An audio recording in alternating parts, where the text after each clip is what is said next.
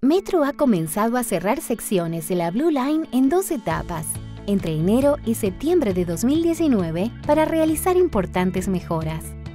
Durante el cierre del segmento sur, el servicio de Metro Blue Line estará suspendido entre la estación Downtown Long Beach y la estación Willowbrook Rosa Parks desde enero hasta fines de mayo de 2019. Aquí en Metro entendemos que esto es inconveniente y apreciamos su paciencia.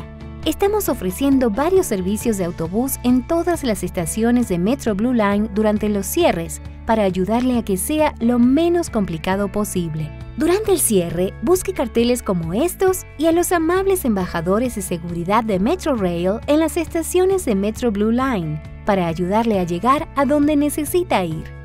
Obtenga más información sobre los horarios de cierre y las opciones de transporte de Metro en metro.net/New Blue.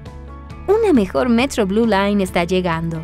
Planee con tiempo y comparta este video con todos los que conozca que viajan en Metro Blue Line.